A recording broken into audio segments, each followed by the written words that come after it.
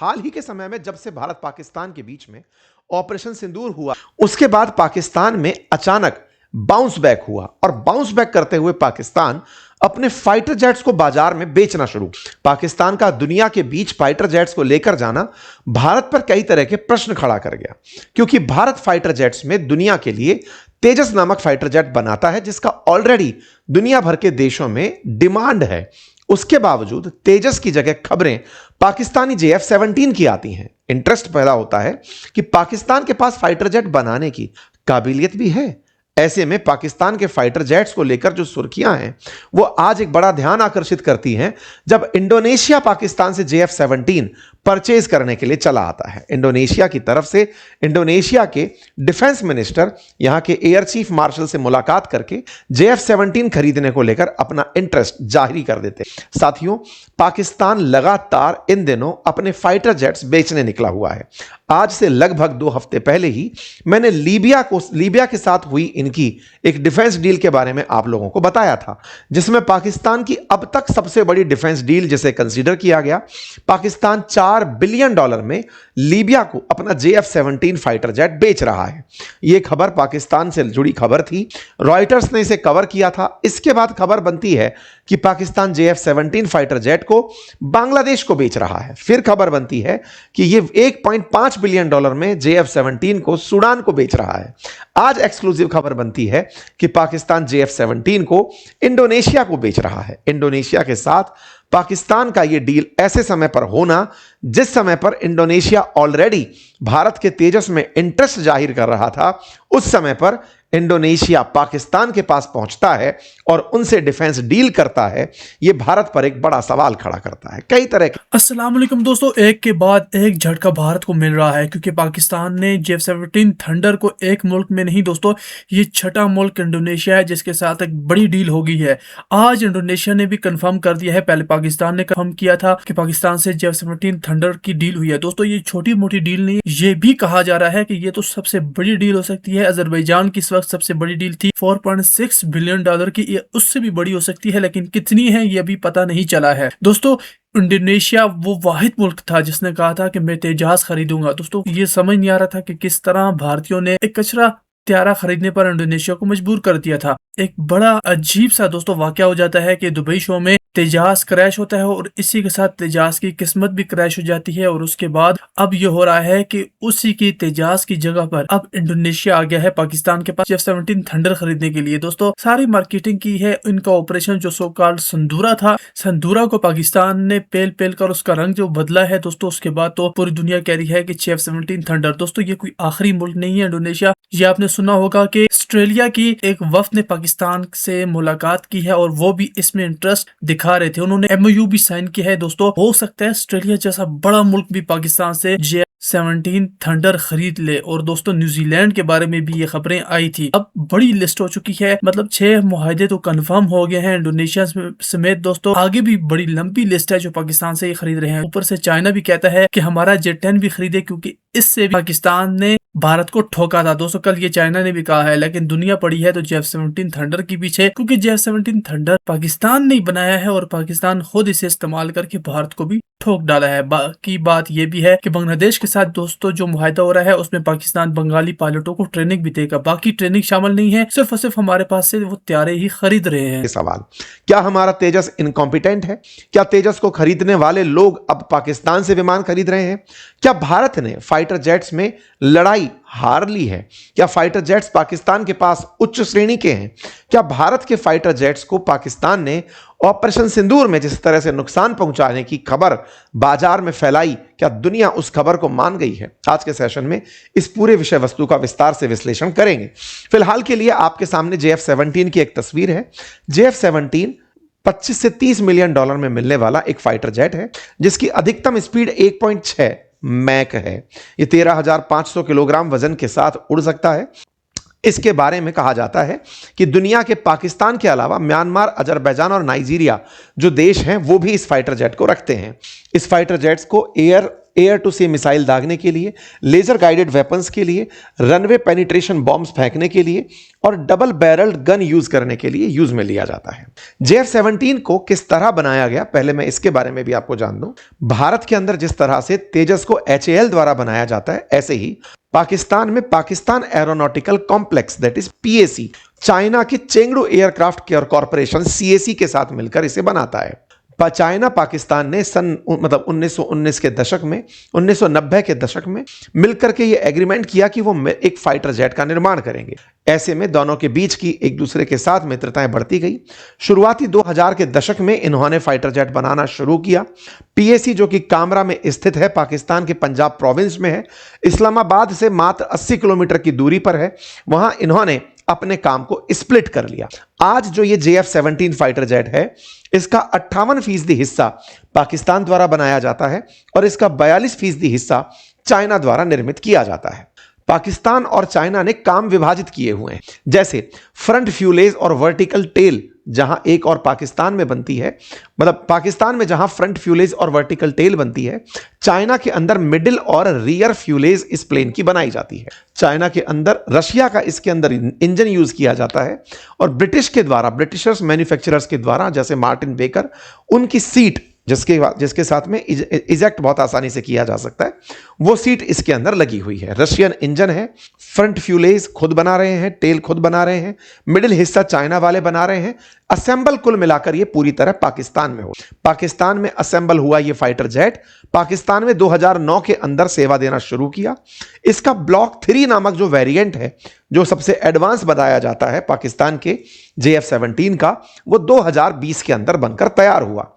पाकिस्तान अपने पुराने हो रहे फ्लीट को इसी JF-17 से बिल्कुल वैसे ही जैसे हमने मिग को रिप्लेस करने के लिए तेजस को अपनाया, ऐसे ये 150 कॉम्बैट जेट्स को तैयार कर रहे हैं इस JF-17 से रिप्लेस करने के, और इसी JF-17 को अब ये दुनिया भर को बेच रहे हैं। बेचने की खबर लेकिन जो सबसे ज्यादा निकल कर आना शुरू हुई वो ऑपरेशन सिंदूर के बाद हुई। इसीलिए एक बड़ा सवाल ये बनता है कि पाकिस्तान का इंटरनेशनल एक्सेप्टेंस इतना कैसे बढ़ा, या फिर फाइटर जेट्स के मामले में पाकिस्तान अल्टीमेटली दुनिया को क्या ये कहने में कामयाब रहा कि जो भारत के जो हमने फाइटर जेट गिराए थे वो हमारे JF-17 ने गिराए थे। क्योंकि दुनिया में जिस तरह की मांग JF-17 को लेकर दिख रही है, फिर चाहे बांग्लादेश हो, लीबिया हो, सूडान हो, सऊदी हो और अब इंडोनेशिया हो, ये सब एक बड़ा प्रश्न खड़ा करते हैं कि भारत कहीं इस पूरी कहानी में अपनी कूटनीति में तो विफलता की तरफ नहीं देख रहा है।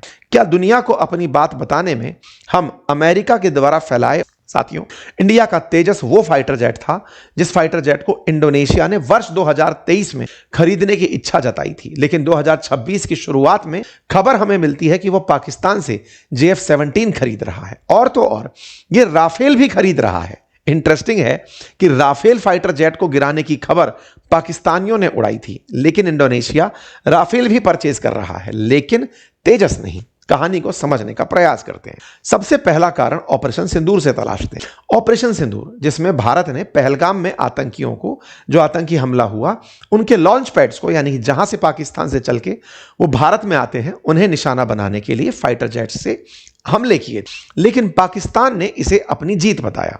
भारत के द्वारा डे टू डे दिए अपडेट्स में यह बार बार कहा गया कि हमने पाकिस्तान के कौन से ठिकानों को निशाना बनाया, लेकिन पाकिस्तान यह कहता रहा कि जिस फाइटर जेट से भारत हम पर गोले फेंक रहा था, हमने उन्हीं फाइटर जेट्स को निशाना बनाया। पाकिस्तान ने इसे अपनी सैन्य कुशलता करार दिया।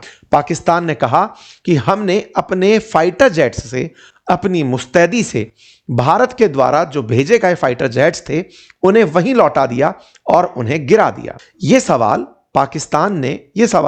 मीडिया में जिस तरह से उठा, क्योंकि पाकिस्तान ने दुनिया भर में हमारे फाइटर जेट्स की बात की और अमेरिका लगातार उसको सपोर्ट करता चला गया। शुरुआती तौर में भारत के द्वारा फाइटर जेट्स के गिरने की बात को कबूल नहीं किया गया।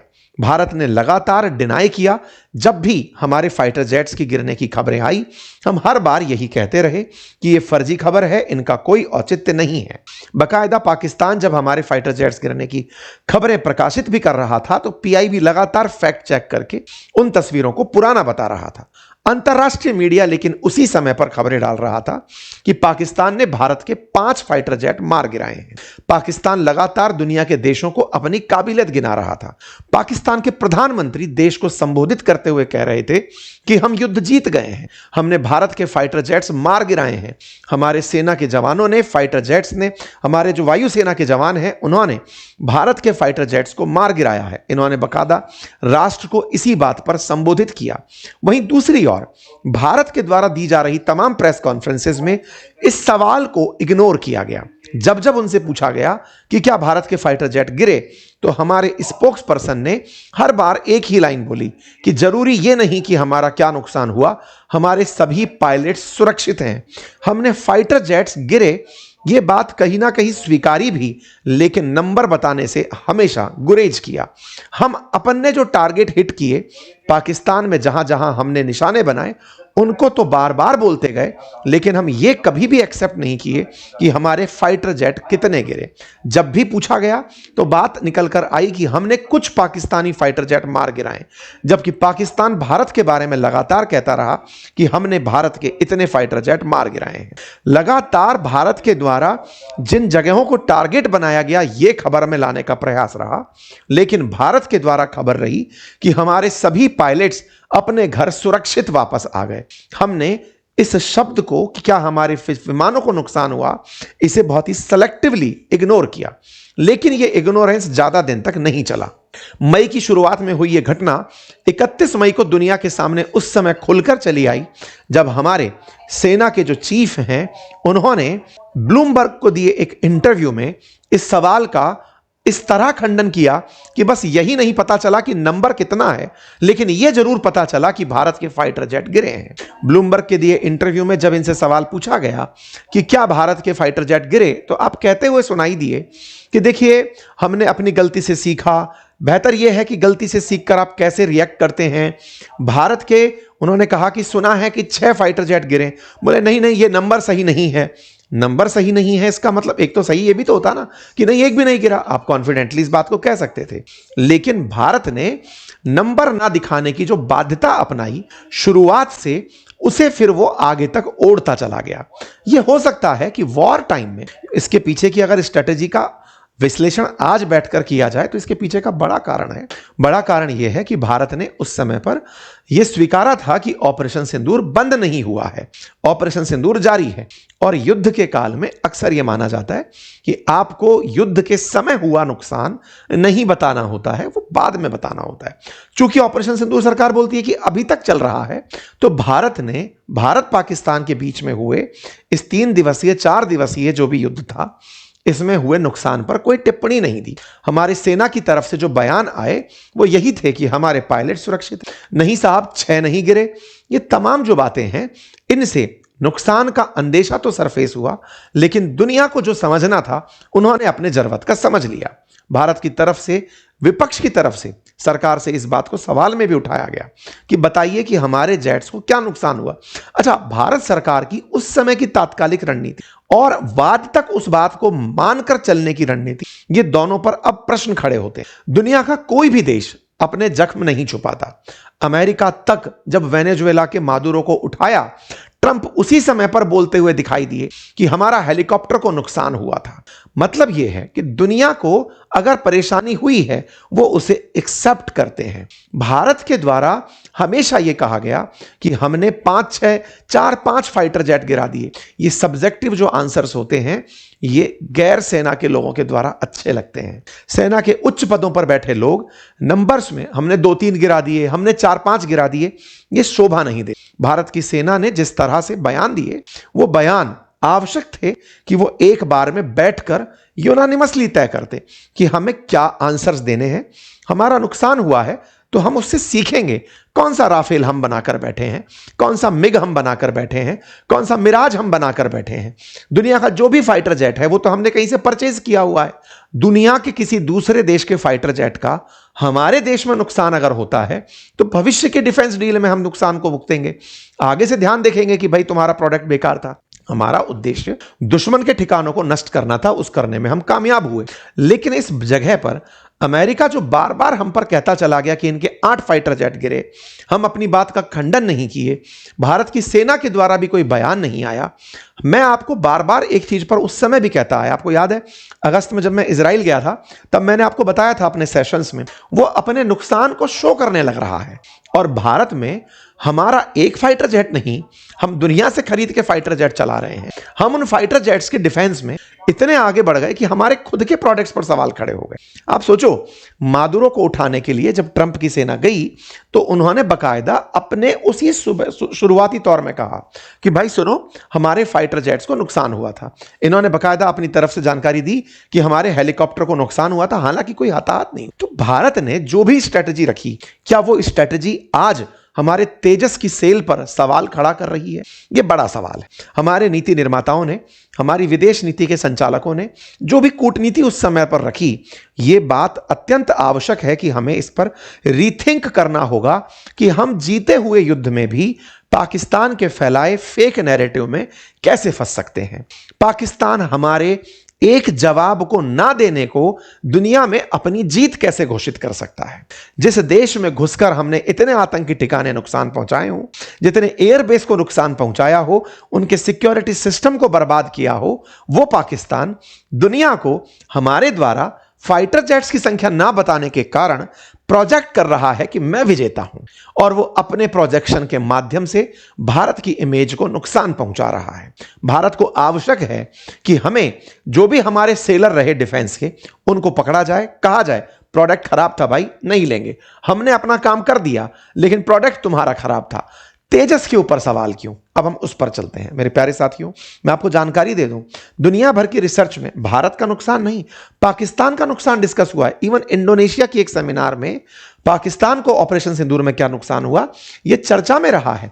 इंडोनेशिया ने इसी के चलते 48 कान फाइटर जेट खरीदने का प्लान किया कि भाई हमें तुर्की से फाइटर जेट चाहिए होंगे, लेकिन पाकिस्तान ने दुनिया में अपने आप को अमेरिका का सहयोगी, तकनीकी रूप से विशेषज्ञ, यह जताने का प्रयास करते हुए कि देखो हमने अपने फाइटर जेट से भारत को नुकसान पहुंचा दिया, यह सेल किया।